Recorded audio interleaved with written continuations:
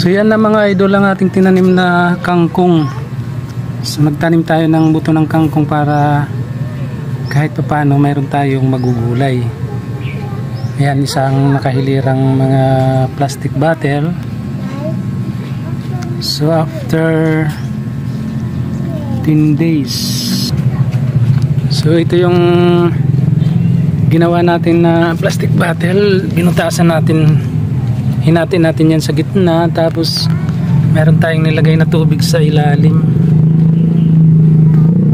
Ayan, pinatong natin yung kalahati yan na tinaniman natin, at meron tayong tubig na nilagay sa ilalim para lagi siyang basa. So yan na mga idol, mahaba na yung dahon, no? Ang kangkong na to ay Chinese kangkong, mahaba yung dahon niya, hindi katulad ng ordinaryong kangkong na malalapad ang dahon nito, pahaba ang dahon yan. So yan mga idol, 10 araw na yan. Pagkalipas ng 1 buwan yan, malago na yan, pwede nang talbusan yan. 1 to 2 months. So ganun lang mga idol, oh. Pagtanim, mayroon pa dito sa likod.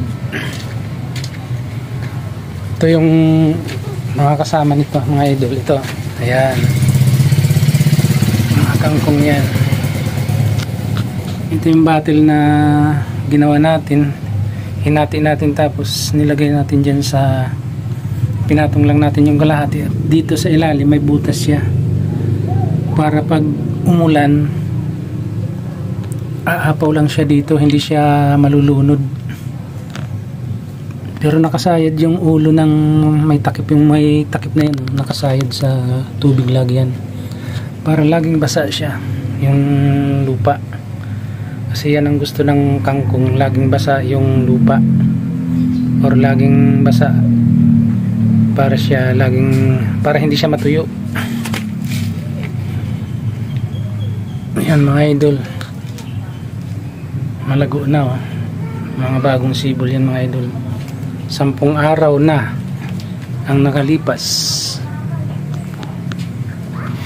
At itong kamote tinanim natin mga idol, ito yung binili natin na talbos, tapos yung pinagtalbusan natin tinusok lang din natin dyan para mapapakinabangan din. Ayan, malago na rin sila.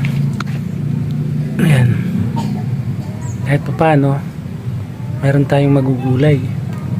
Ito yung isang klase, yung kulay violet.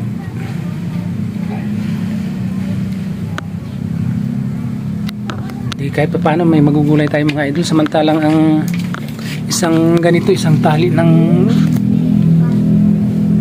tawag nito, yung kamote, talbos ng kamote, bumili ako nung nakaraan, tumaas, naging 15 na.